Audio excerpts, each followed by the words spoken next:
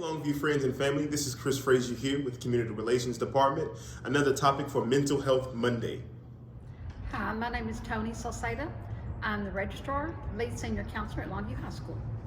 Hi, I'm Julie Guidry. I'm the counselor for 9th through 11th graders, alphabet A through G. Hi, I'm Penny Champion. I am counselor for 9th through 11th grade, alphabet H through O, and I'm also the campus testing coordinator.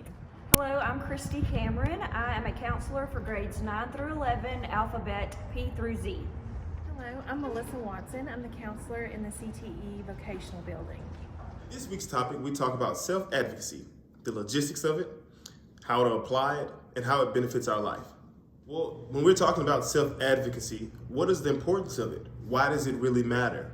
The term self-advocacy means to speak up for oneself or to speak on the behalf of one's interest. The truth about self-advocacy is that there's benefits to the youth in understanding their weaknesses and their strengths at an early age in order to build their emotional intelligence. The other important factor about self-advocacy is for those students to understand who they are, accept the skin they're in, and to be able to adapt and to receive others as well. Mental health is important to everybody, not just the students at this campus, but we worry about it and we do our best to take care of it for our students so they have a healthy environment to learn and have social interactions with others.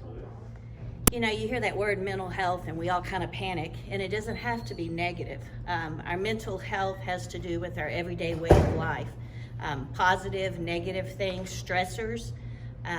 So it's just important that people learn how to handle different situations in their life for them to stay healthy.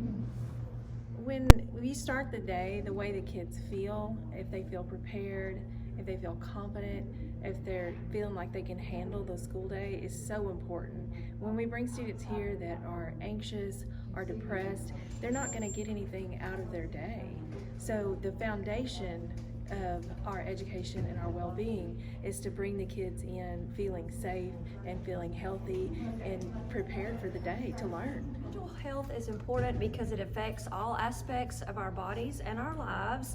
If we start the day feeling down, we're more likely to feel bad physically. If we can teach our students to focus on their emotional well-being, then they will be better prepared to face each day. I think that mental health is really important. I think a lot of times when we're physically sick, we usually don't hesitate to go to a doctor and get some help. But a lot of times when we have those mental problems, the stigmatism that's associated with it keeps us from getting help. So I think it's really important that we provide our students with outlets and ways that they can release that the stress that they feel and have someone to talk to.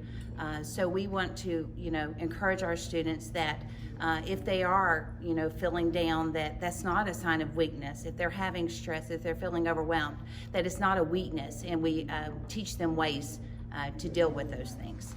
Feeding thoughts impact everyone, not just high school students. We've got to learn to manage stress, find positive things in our lives, in ourselves. Definitely not to compare yourself to other people. Lots of times that is the source of the self-defeating thought.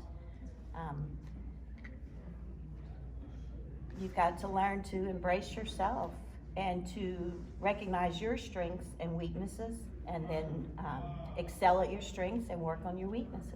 To follow them through life, and until they can get help and make them understand and realize that they are good on the inside and the good can come out, that it's always going to be there. So we as counselors at the high school and the healthcare professionals need to help these individuals. It starts here with us as counselors, and we need to help these children, these students, to get into life on the positive pathway. Perseverance is very important. We don't want to lay down and give up. We need to teach our students that we're all going to face troubles and trials in life. It's what we do with ourselves afterwards that builds our character and helps us become stronger people. We have to learn to pick up and move on every day. We never know what life is going to hand us. So we all have to be able to learn from those traumas, learn from those experiences, and use those experiences to help mold us into stronger people. Well, really when it comes down to it, we each depend on ourselves. It's hard to depend on others all the time. So we have to learn how to be our own self-advocates, and that's why it's important to teach our students how to advocate for themselves, because a lot of our students have no one, that supports them outside of the school. So I think self-advocacy is very important for our students.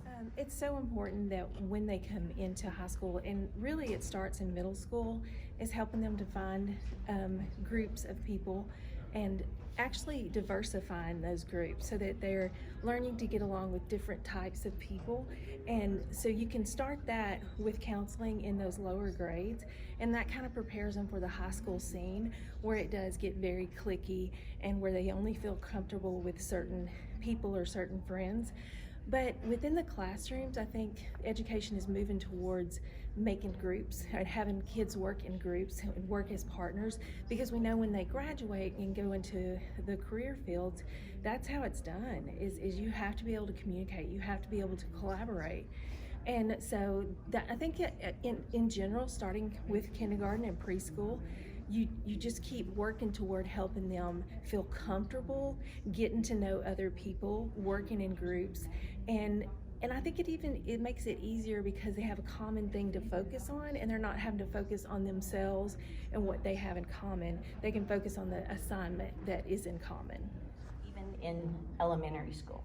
First, identifying what emotional intelligence is and learning how to recognize it, and then giving them skills on addressing them, recognizing your strengths and weaknesses, understanding when you feel angry, when you feel sad, when you feel happy, learning how to handle and regulate those emotions at appropriate times.